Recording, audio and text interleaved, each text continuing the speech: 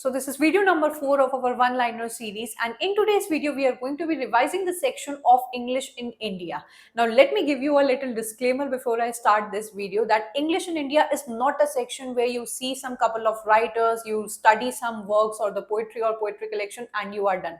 ये एक पूरा chronological series based आपका work है, एक section है जिसके अंदर with the advent of the Britishers in India क्या हुआ था, कैसे आए थे, किस तरीके से बिजनेस का बहाना बना के दे stepped their foot in the education sector also, then they sidelined the vernacular and the regional languages and they started propagating the English education in India. So इसका पूरा evolution, इसकी history, इसका future and current state of English के बारे में हम लोग इस section के अंदर बात करते हैं. While we study this section, इसमें काफी सारी policies, आपकी commissions, then हमारे बहुत सारे ऐसे important people थे, उनका क्या role रहा हमारी education में, वो सब हम लोग इसके अंदर पढ़ते हैं.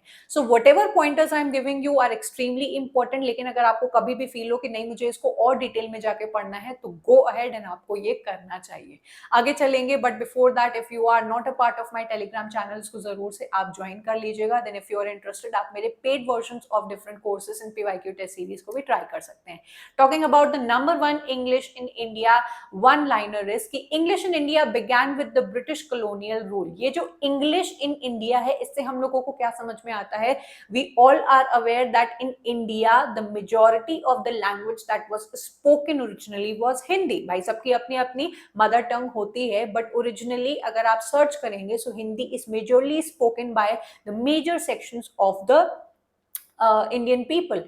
इंग्लिश हमारे देश में कैसे आता है? जब ब्रिटिशर्स आते हैं यहाँ पर ईस्ट इंडिया कंपनी के तहत, पहले वो व्यापार करने आते हैं, देन आपका मतलब बिजनेस करने आते हैं, they are doing import and export of certain goods that are available in India, but then उसके बाद they are stepping their foot in the education sector as well. तो आपसे सीधा साधा क्वेश्चन पूछा गया है कि कौन सी वो सेंचुरी है, that is the 17th century, जिसमें आपके Britishers comes in India and आपकी इंग्लिश इन एजुकेशन को वो लोग प्रोपोगेट करने की कोशिश करते हैं. टू बी प्रिसाइज अगर हम लोग बात करें 1600s were the exact time जब आपके ईस्ट इंडिया कंपनी के तहत आपके Britishers stepped into India and they started becoming a part of India. Then अगर हम लोग इंग्लिश एजुकेशन की बात करें, English language public instruction began in India in 1830s. भाई वो लोग आते ही नहीं 17th सेंचुरी में आके कहते हैं कि चलो सबको इंग्लिश पढ़नी पड़ेगी. पहले वो लोग आते हैं, यहाँ पर लोगों से बात करते हैं, बहुत ज्यादा अपने आप को कंफर्टेबल करते हैं. हम लोग को भी ये दिखाते हैं कि हम लोग तो सिर्फ खाली वो करने आए हैं, बिजनेस करने आए हैं, बट देन आगे बढ़ते बढ़ते दे फेल्ट कि हम लोगों को अगर यहाँ पर और अच्छा बिजनेस करना है then we will have to take a chunk of the Indian people, that is the elite section, कि इनको अगर हम लोग इंग्लिश पढ़ा देते हैं तो इनके थ्रू पूरा ट्रिकल डाउन इफेक्ट हो जाएगा एंड नीचे तक इंग्लिश पहुंच जाएगी and we will be creating a class of educated Indians जो हम लोग को बिजनेस करने में मदद करेगी. सो अगर आपसे डेट पूछी जाए कि वो कौन सा टाइम था जब इंग्लिश ऑफिशियली ये लोग पढ़ाना स्टार्ट कर देते हैं, हमारे एजुकेशन में उसको इम्बाइब कर देते हैं, इस 1830s. क्या हुआ था ऐसा 1830s में?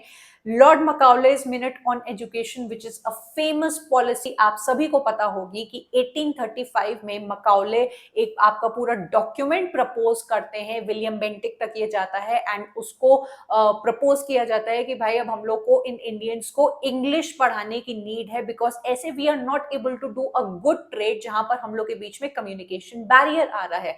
So English is was very necessary. They thought कि इंग्लिश हमारी एक बैरियर बनने का, एक लिंक बनने का काम करेगा and we will be educating these Indians in the language of English.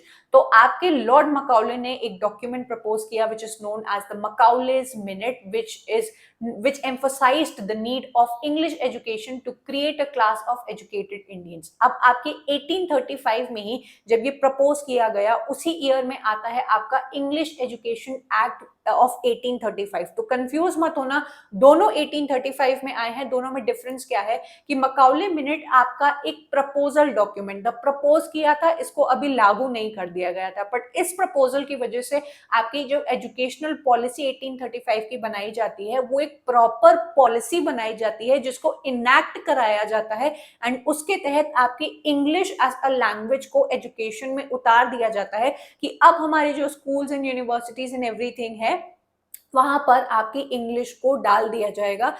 You must all be aware कि आपके इंग्लिश एजुकेशन या फिर Lord Macaulay's minute were not in favour of the regional vernacular languages. तो उस time पे जो हमारी languages चल रही थी, संस्कृत, पर्शियन, अरेबिक लैंग्वेज, उनको साइडलाइन किया गया एंड कहा गया कि अब आपको इंग्लिश में पढ़ाई करनी होगी।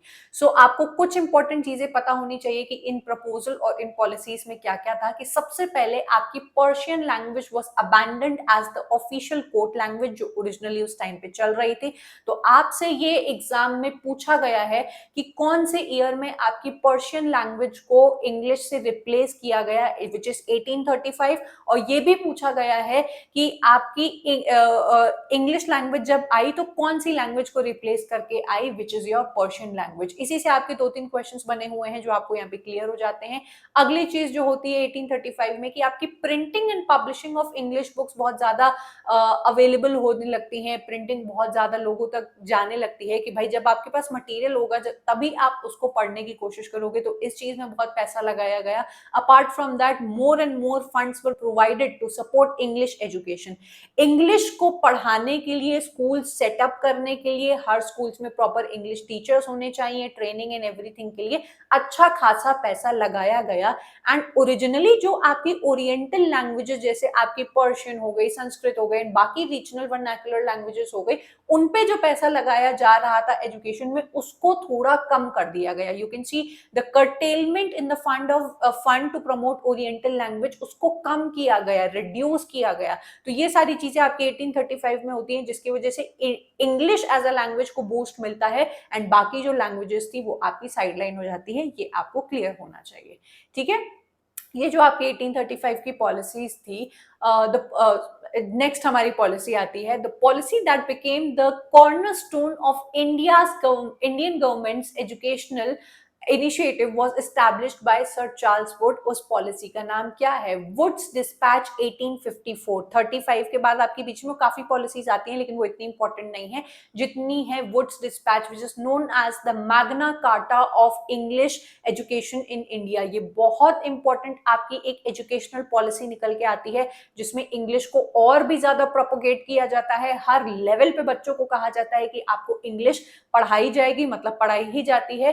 एंड और भी बहुत सारी चीजें इसके अंदर होती है। Let's take a look at it कि आपके वुड्स डिस्पैच के अंदर क्या क्या आ रहा है। सो इस वीडियो में मुझसे जितना इंपॉर्टेंट पॉलिसीज पे बात हो पाएगा मैं कर रही हूँ। ओके, प्राइमरी स्कूल्स में कहा गया कि use of vernacular languages for instruction. जो बिल्कुल छोटे बच्चे होते हैं उनको अभी इंग्लिश से छेड़ने की जरूरत नहीं है, वो अपनी वर्नाक्युलर लैंग्वेजेस में पढ़ाई करें। सेकेंडरी स्कूल में वो जैसे ही आ जाते हैं तो उनको एंग्लो वर्नाक्युलर मीडियम में अब पढ़ाई करनी पड़ेगी, जहां पर कुछ सेक्शन होगा आपका वर्नाक्युलर का, कुछ होगा आपके इंग्लिश का, दोनों मिक्स एंड मैच करके आप पढ़ेंगे। देन हायर एजुकेशन में वर्नाक्युलर बिल्कुल साइडलाइन हो जाता है। The medium of instruction is completely in English, मतलब टीचर्स आपको पढ़ाएंगे and they will completely be using English as a medium to as of instruction to teach you any subject, whether they are teaching you maths, they are teaching you science, they are teaching you grammar, anything they are teaching will be taught from the point of view of English as the basic instruction.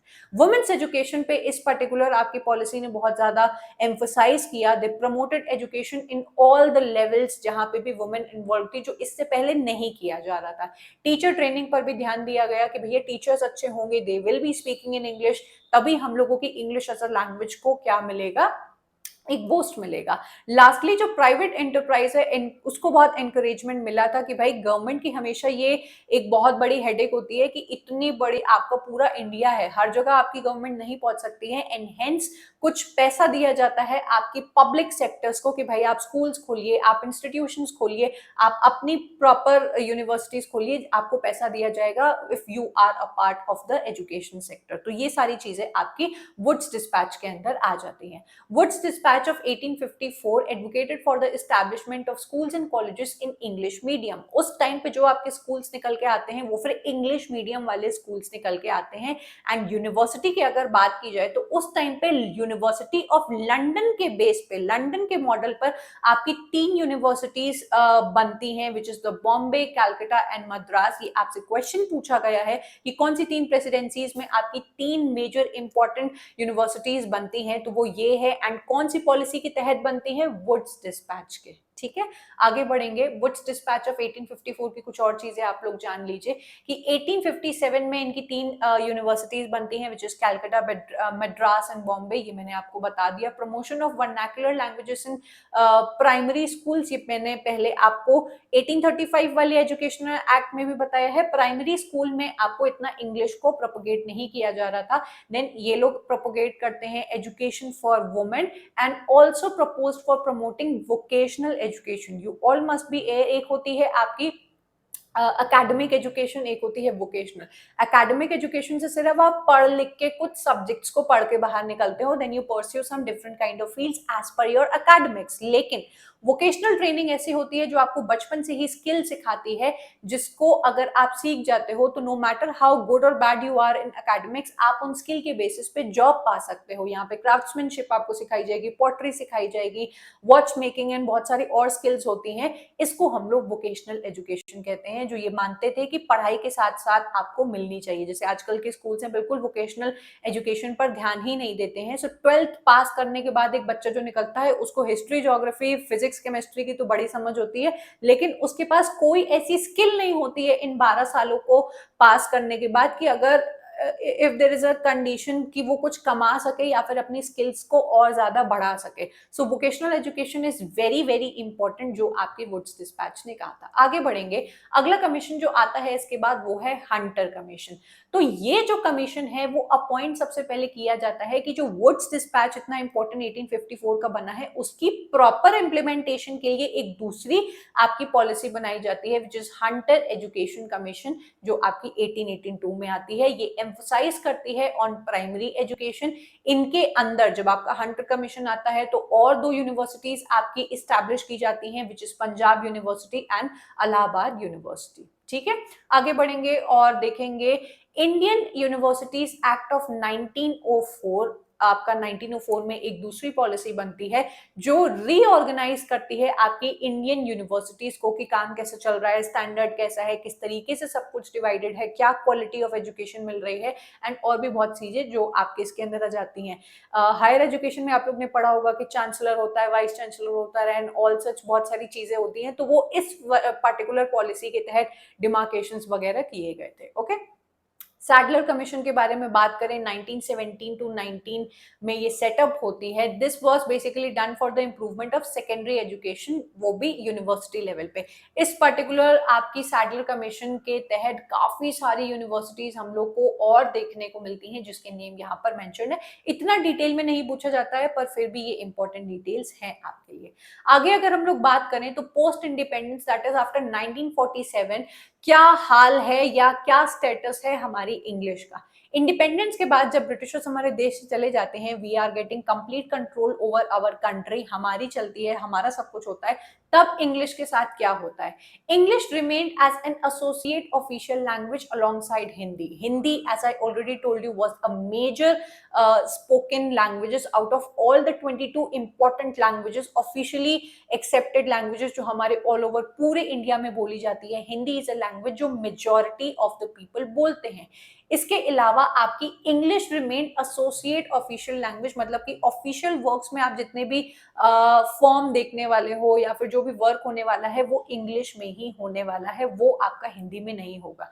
तो Indian constitution जो 1950 को adopt किया गया after our 1947 independence, Hindi बन गई हमारी official language and अब हमारी इंग्लिश बन जाती है एसोसिएट ऑफिशियल लैंग्वेज। मतलब कि आपके जितने ऑफिशियल वर्क्स हैं, जितने भी आपके ऑफिस से रिलेटेड, स्कूल से रिलेटेड फॉर्म्स एंड एवरीथिंग, वो इंग्लिश में ही आपके भरे जाएंगे। ठीक है, इंग्लिश की अगर पोजीशन के बारे में बात करें, इंग्लिश बन जाती है हमारे लिए एज अ लिंक और अ bridge language also inside India as well. There are different sections in our country जहां पर आपकी हिंदी लैंग्वेज नहीं चलती है, then how are you going to communicate with those sections of the people? Of course using this link language or the bridge language, which is your English. ठीक है, which was the first education commission set up after independence? ये actual में question पूछा गया है आपसे, तो उसको ध्यान देना कि इंडिपेंडेंस के बाद जब 1947 के बाद जो सबसे पहली कमीशन बनी वो कौन सी बनी? The Radha Krishnan commission. आप चाहें तो इसके बारे में थोड़ी सी और डिटेल भी पता कर सकते हैं। और इसके साथ ही साथ अगर आप इंग्लिश इन इंडिया के